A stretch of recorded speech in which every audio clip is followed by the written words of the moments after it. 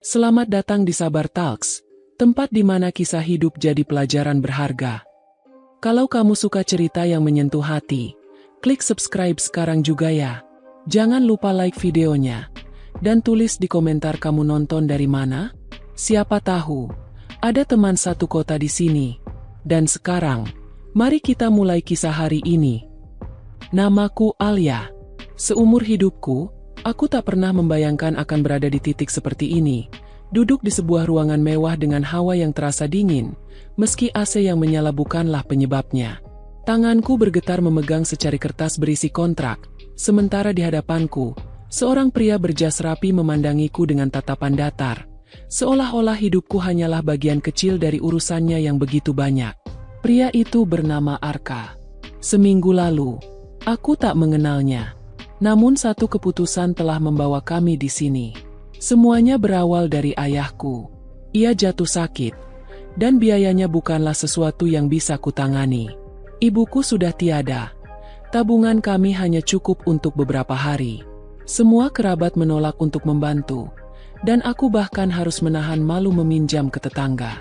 Hingga akhirnya seorang kerabat jauh mengenalkanku pada Arka, pria muda yang katanya memiliki segalanya. Tapi aku tidak pernah menyangka, bantuan yang ia tawarkan justru berbentuk pernikahan. Aku butuh kamu untuk menjadi istriku, Alia. Tapi hanya selama 3 bulan, ucapnya dengan suara dingin saat pertama kali kami bertemu. Aku ingat bagaimana kata-kata itu membuatku hampir berdiri dari kursi. Istri? 3 bulan? Apa maksudnya? Namun ketika ia menjelaskan, aku mengerti. Ia membutuhkan seorang istri untuk urusan pribadi dan bisnisnya. Tidak lebih, tidak kurang. Aku akan tinggal bersamanya, menjalankan peran sebagai seorang istri di depan orang lain. Dan setelah 3 bulan, semuanya berakhir. Sebagai gantinya, ia akan memberikan sejumlah uang yang lebih dari cukup untuk membayar biaya rumah sakit ayahku dan menata kembali hidupku. Hari ini, kontrak itu resmi kutandatangani. Aku menatap cincin yang kini melingkar di jariku, terasa asing, seolah-olah benda kecil itu adalah rantai tak kasat mata yang mengikatku pada dunia yang tak pernah ku mengerti. Mulai hari ini kamu tinggal di rumahku. Ada aturan yang harus kamu ikuti, kata Arka sambil merapikan berkas-berkas di mejanya. Suaranya berat, tegas, dan membuatku merasa seperti karyawan baru yang menerima instruksi dari atasan, bukan seorang istri yang sedang diajak bicara oleh suaminya. Aku hanya mengangguk. Apa yang bisa kukatakan? Rumah Arka terletak di kawasan elit, dikelilingi pagar tinggi dan penjagaan ketat. Saat mobilnya memasuki halaman rumah yang luas itu, aku merasa seolah-olah memasuki dunia lain. Rumah itu indah, besar, tapi terasa sunyi. Tidak ada suara anak-anak berlari, tidak ada tawa keluarga. Hanya keheningan yang membuatku merasa kecil di tengah ruangan megah yang dingin. Hari pertama, aku hanya berkeliling rumah, mencoba mengenal tempat yang akan menjadi rumahku selama 3 bulan ke depan. Ada banyak ruangan besar yang dibiarkan kosong. Kamar tamunya bahkan terasa seperti museum, dipenuhi perabotan mewah yang jarang dipakai. Arka tidak banyak bicara. Ia meninggalkanku setelah memastikan semua kebutuhanku tersedia di kamarku. Kamarku, bukan kamar kami. Itu sudah jelas. Hubungan ini hanyalah formalitas. Ia bahkan tak makan malam bersamaku, memilih mengurung diri di ruang kerjanya. Di malam itu, aku duduk di tepi ranjang, menatap keluar jendela yang mengarah ke taman belakang. Angin malam membawa aroma bunga yang tak kukenal, namun bukannya menenangkan. Aroma itu membuatku semakin merasa seperti orang asing di rumah ini.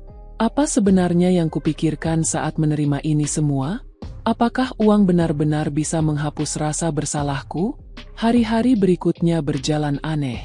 Kami hidup di rumah yang sama, tapi jarang berinteraksi.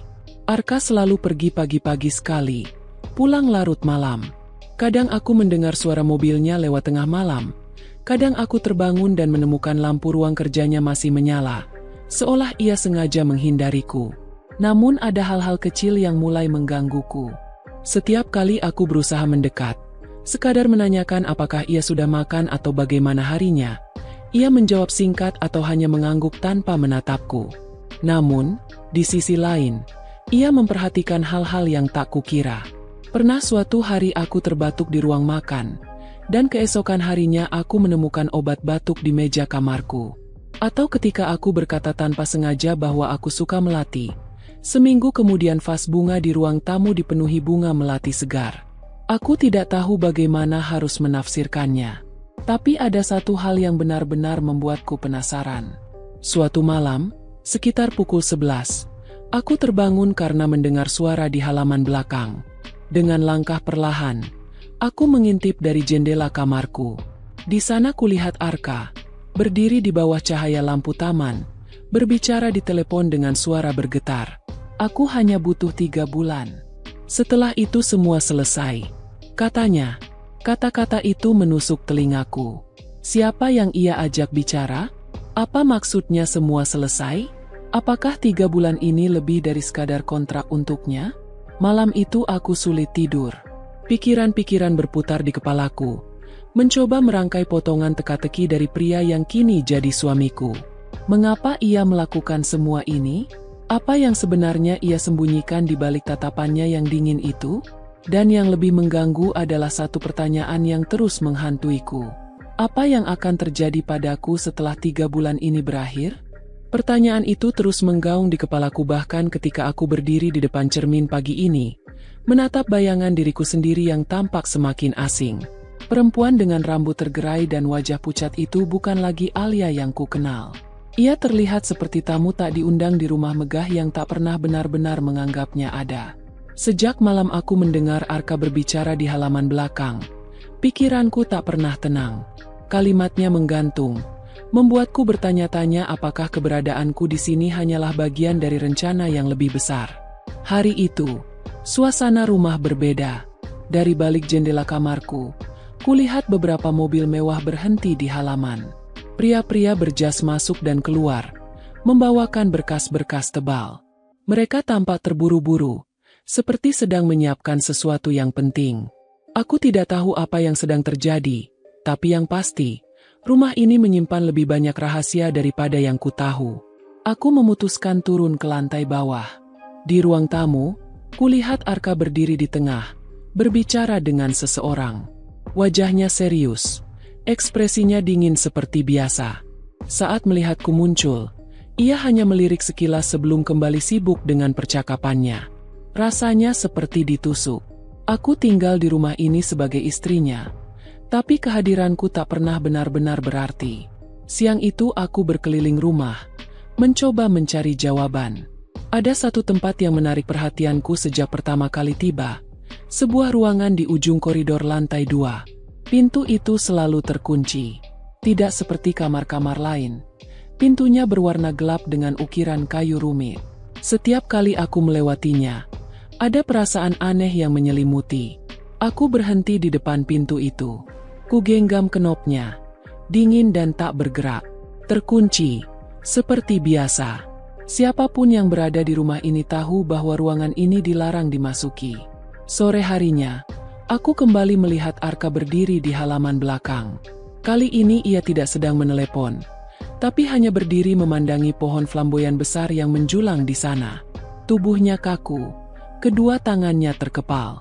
Ada kesedihan yang begitu jelas tergambar di wajahnya. Sesuatu yang selama ini ia sembunyikan di balik sikap dinginnya. Aku ingin menghampirinya. Ingin bertanya apa yang membuatnya begitu gelisah. Tapi langkahku terhenti ketika ia tiba-tiba berbalik dan masuk ke dalam rumah. Malam itu aku memberanikan diri. Aku menunggu sampai semua penghuni rumah tidur. Sampai suasana benar-benar sunyi. Dengan hati-hati aku melangkah ke lantai 2, mendekati pintu misterius itu. Aku membawa jepit rambut kecil di sakuku. Satu-satunya alat yang kupikir bisa membantu membuka kunci. Tanganku bergetar ketika mencoba memutar jepit itu di dalam lubang kunci. Satu klik kecil terdengar. Hatiku berdebar kencang. Lalu pintu itu terbuka. Ruangan itu gelap. Dengan perlahan aku menyalakan lampu. Begitu lampu menyala, napasku tercekat. Dinding ruangan dipenuhi foto seorang perempuan. Senyumnya menghiasi setiap bingkai, setiap sudut.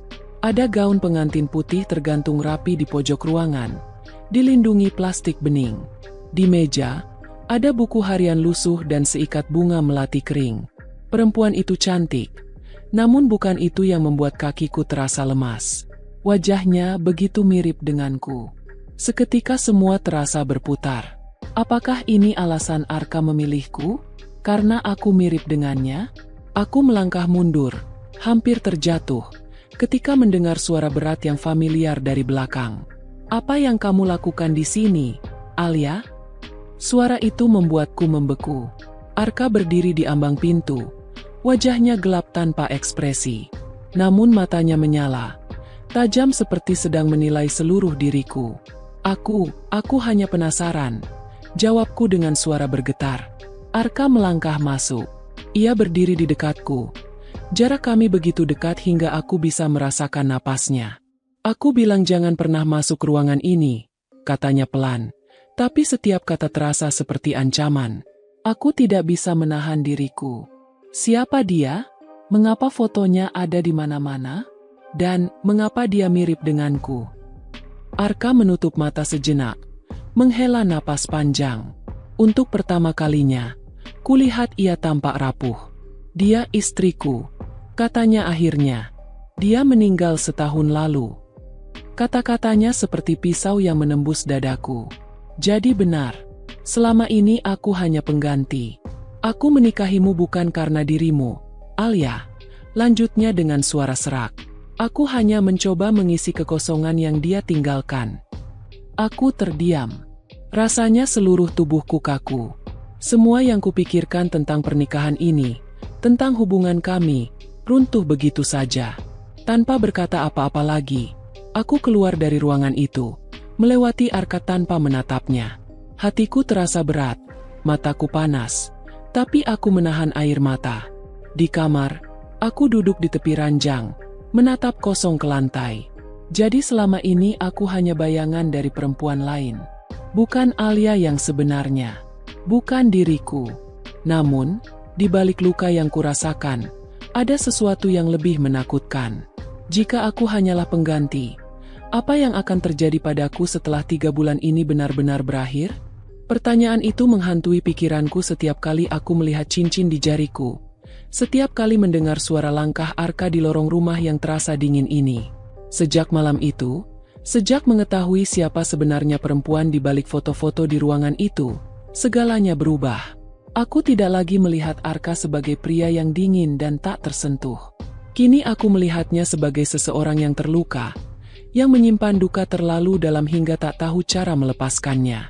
Hari-hari berikutnya berjalan dalam keheningan yang lebih berat. Arka tidak banyak bicara, tapi sesekali aku menangkap tatapan yang berbeda darinya. Tatapan yang bukan sekadar menilai, tapi seperti sedang mencari sesuatu dalam diriku. Sesuatu yang mungkin membuatnya kembali merasakan kehadiran perempuan yang hilang dari hidupnya. Dan entah mengapa, aku membiarkannya. Suatu malam, hujan turun deras membasahi halaman rumah. Aku duduk di ruang keluarga, mencoba mengalihkan pikiran dengan membaca buku. Lampu-lampu besar di rumah menyala, tapi rasanya tetap saja gelap. Saat itulah kudengar langkah Arka mendekat. Ia jarang ada di rumah jam segini. Biasanya selalu larut malam. "Sedang apa?" Suaranya pelan, berbeda dari biasanya. Aku menoleh, sedikit terkejut. "Membaca saja. Hujannya terlalu deras. Aku tidak bisa tidur." Ia mengangguk, lalu duduk di sofa seberangku. Suasana hening, hanya suara hujan yang terdengar. "Kalau hujan seperti ini," katanya tiba-tiba, "dia biasanya duduk di sini, memandangi jendela sambil mendengarkan musik." Aku tahu siapa yang ia maksud. Perempuan itu, istrinya. Aku tidak menjawab. Kata-kata itu menggantung di udara, membuat dadaku terasa sesak. Tapi ada sesuatu yang mendorongku untuk tetap di sana, mendengarkan. Arka melanjutkan, "Dia suka melati. Itu sebabnya aku selalu menaruh bunga itu di ruang tamu." Aku menunduk, menggenggam buku erat-erat. Jadi benar, setiap detail yang kulihat di rumah ini bukan untukku. Semua tentangnya, tentang perempuan itu. Namun sebelum aku bisa berkata apa-apa, Arka menatapku. "Alia, Apa kamu menyesal masuk ke dalam hidupku? Pertanyaan itu membuatku terdiam. Aku ingin mengatakan iya. Aku ingin berteriak bahwa ini semua terlalu sakit. Tapi kata-kata itu tak keluar. Yang keluar justru sebuah kalimat yang bahkan mengejutkanku sendiri. Tidak, kalau aku menyesal, aku tidak akan di sini sekarang. Arka memandangku lama. Ada sesuatu di matanya. Sesuatu yang belum pernah kulihat sebelumnya. Keheningan itu membuat jantungku berdebar lebih cepat. Malam itu, untuk pertama kalinya, aku melihat Arka tersenyum. Senyum samar, tapi nyata. Sejak malam itu, perlahan sesuatu berubah di antara kami. Arka mulai sering mengajakku bicara. Hal-hal kecil, seperti bagaimana hariku, apa yang aku sukai, atau sekadar mengomentari makanan yang kubuat. Ia bahkan mulai pulang lebih cepat beberapa kali. Ada malam ketika kami makan malam bersama, membicarakan topik-topik ringan sambil menatap piring masing-masing. Namun perubahan itu membuatku semakin bingung. Aku tahu apa yang kurasakan mulai berubah. Ada kehangatan yang perlahan mengikis dinginnya jarak di antara kami. Aku mulai menunggu langkahnya di lorong, mulai mencari-cari suaranya di rumah besar ini. Dan aku benci mengakuinya. Suatu sore, aku menemukan keberanian untuk menanyakan sesuatu yang sudah lama mengganggu pikiranku. Arka, panggilku saat kami duduk di ruang makan. Mengapa kamu memilihku? Dari semua orang, kenapa aku? Ia terdiam cukup lama. Matanya menatap kosong ke arah gelas di depannya. Lalu ia berkata pelan, "Karena kamu membuatku merasa dia masih ada." Jawaban itu membuat dadaku terasa ditusuk. Aku tahu itu kebenarannya, tapi mendengarnya langsung darinya membuat semuanya lebih nyata. Aku berdiri, tidak tahan mendengar kelanjutannya. Tapi sebelum aku pergi, Arka menggenggam pergelangan tanganku. Tapi sekarang, aku melihatmu, bukan dia. Kamu, Alia. Aku membeku di tempat. Kata-kata itu mengalir ke dalam pikiranku, menyalakan sesuatu yang selama ini kutahan. Apakah mungkin? Apakah mungkin ia mulai melihatku bukan sebagai bayangan masa lalunya, tetapi sebagai diriku sendiri? Beberapa hari kemudian, aku memutuskan untuk mengunjungi taman belakang saat senja. Aku butuh udara segar, butuh melarikan diri dari pikiran-pikiran yang semakin rumit. Tapi ketika aku berjalan melewati jendela besar ruang kerja Arka, aku melihatnya sedang berbicara dengan seseorang di telepon. Suaranya terdengar tertekan. Aku tahu ini salah, tapi aku tidak bisa kehilangan dia lagi. Aku terpaku. Dia? Siapa yang ia maksud? Aku. Atau dia? Perempuan itu? Aku berlari kecil menuju kamarku sebelum ia melihatku. Malam itu, aku tidak bisa tidur. Kata-katanya terus mengulang di kepalaku. Tidak bisa kehilangan siapa? Jika yang ia maksud aku, apa artinya semua ini? Tapi jika yang ia maksud perempuan itu, apakah aku hanya alat baginya untuk menahan rasa kehilangan itu? Hari-hari berikutnya semakin menyiksa. Di satu sisi, aku merasakan kedekatan yang tak pernah ada sebelumnya. Arka mulai menunjukkan perhatian-perhatian kecil yang membuatku sulit menolak perasaan yang tumbuh di dalam diriku. Di sisi lain, setiap kali kutatap matanya, aku tak bisa berhenti bertanya-tanya. Apakah ia benar-benar melihatku? Atau masih melihat bayangan masa lalunya? Dan disinilah aku berada sekarang. Berdiri di depan cermin, menatap diriku sendiri, mencoba mengenali siapa perempuan yang menatap balik padaku. Apakah aku Alia yang sebenarnya? Atau hanya bayangan dari seseorang yang tak akan pernah bisa kugantikan? Aku tidak tahu. Yang ku tahu, 3 bulan hampir habis. Dan waktu terasa semakin menipis. Seperti pasir yang terus mengalir keluar dari genggamanku. Hari ini, udara di rumah begitu berat, seolah-olah dinding-dindingnya menekan dadaku. Aku duduk di tepi ranjang, menatap koper kosong di sudut kamar. Koper itu seakan mengingatkanku akan kenyataan yang terus kutunda, bahwa sebentar lagi semuanya akan berakhir, bahwa tempatku di rumah ini hanyalah sementara. Suara ketukan pintu membuyarkan lamunanku. Alia. Suara Arka terdengar di balik pintu, pelan tapi cukup jelas. Aku berdiri, menenangkan diriku sebelum membuka pintu. Arka berdiri di sana, mengenakan kemeja putih dengan lengan digulung. Wajahnya tampak lelah, tapi matanya menatapku dengan intensitas yang membuatku sulit mengalihkan pandangan. "Kita perlu bicara," katanya. Kami turun ke ruang tamu. Ruangan itu sunyi, hanya terdengar suara jam dinding yang berdetak pelan. Arka duduk di sofa, sementara aku berdiri, menunggu ia memulai. "Aku tahu kamu punya banyak pertanyaan," ucapnya akhirnya. "Dan aku pikir, kamu berhak tahu semuanya." Aku menggenggam jemariku sendiri, mencoba menyiapkan diri untuk apapun yang akan ia katakan. Arka menghela napas panjang, lalu berkata, "Perempuan di foto itu, namanya Amara. Dia bukan hanya istriku. Dia, hidupku." Aku merasakan dadaku diremas saat mendengar namanya. Amara. Nama itu kini seperti belati yang menusuk telingaku. "Kami menikah muda," lanjutnya. Suaranya serak. "Kami membangun semuanya dari nol. Bisnis ini, rumah ini, semuanya bersamanya. Dia selalu ada untukku, bahkan ketika aku kehilangan segalanya." Ia menunduk, menatap lantai.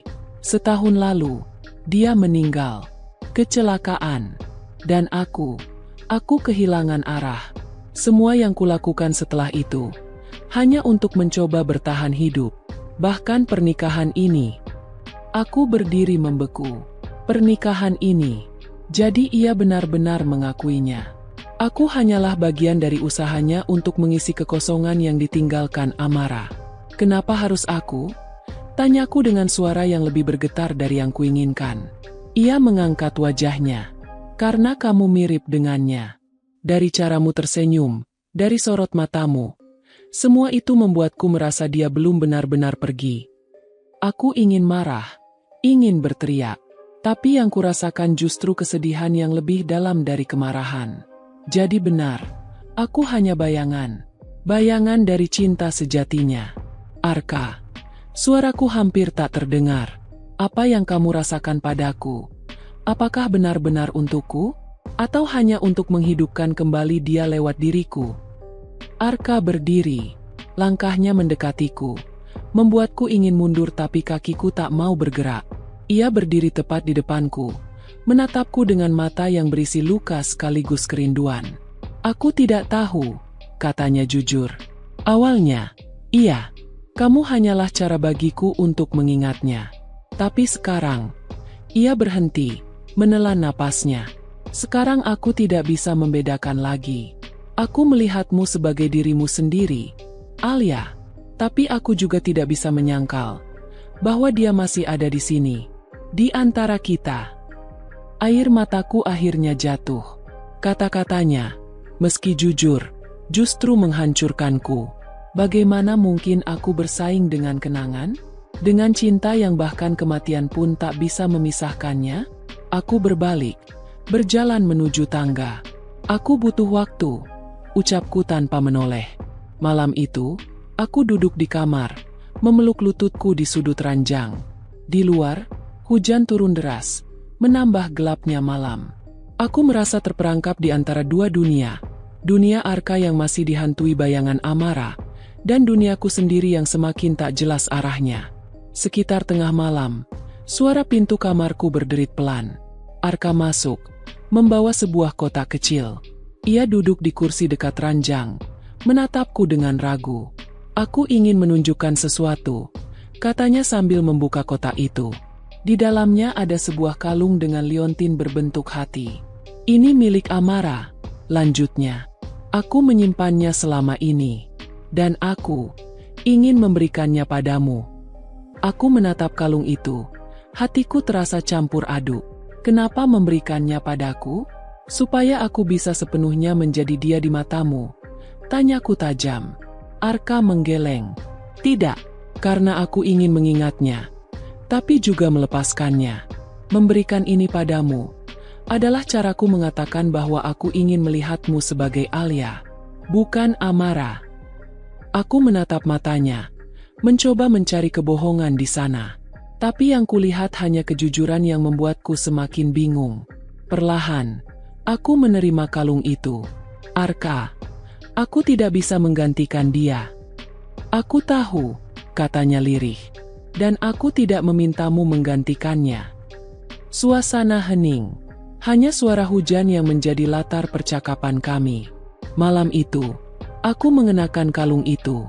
Rasanya berat, bukan karena logamnya, tapi karena beban cerita yang menyertainya. Beban cinta yang belum selesai. Dan di dalam hatiku, aku mulai menyadari sesuatu yang menakutkan.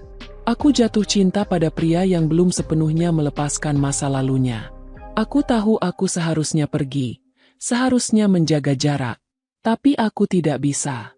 Karena di balik semua luka dan bayangannya, ada Arka.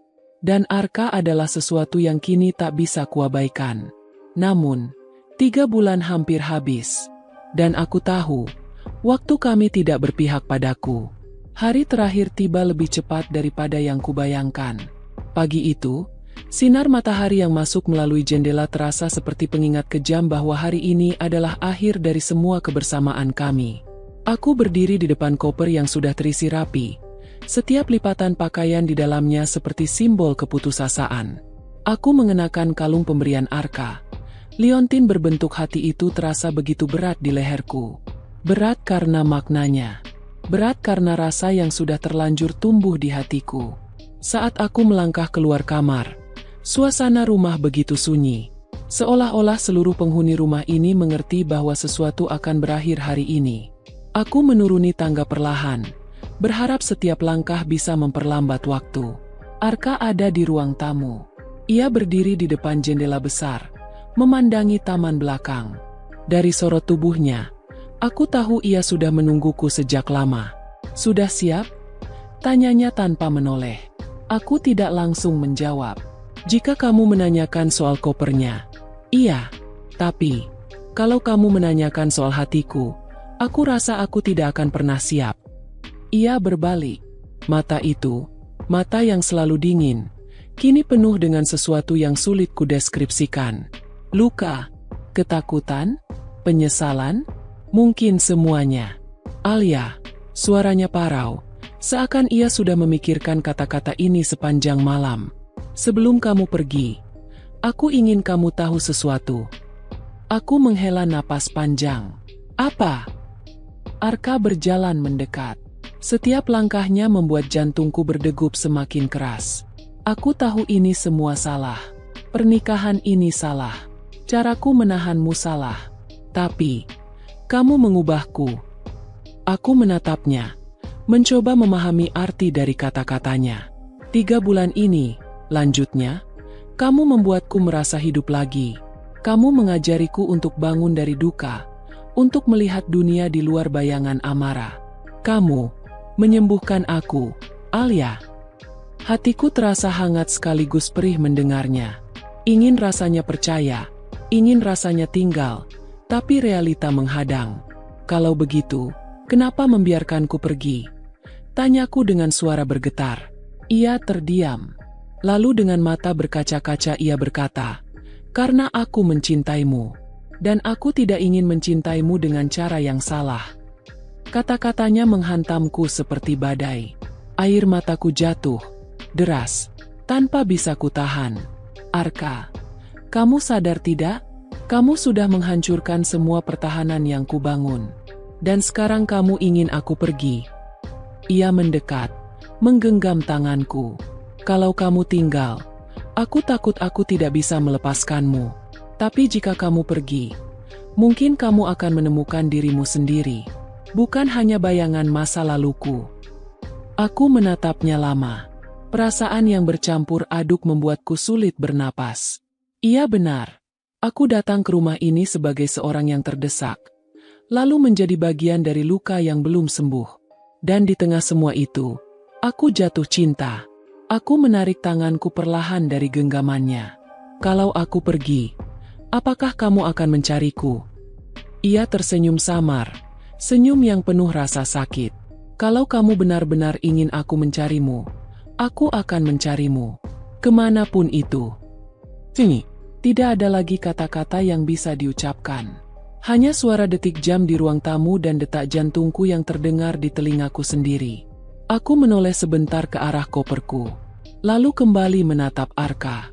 Kalau begitu, biarkan aku pergi, tapi jangan biarkan aku hilang. Arka mengangguk.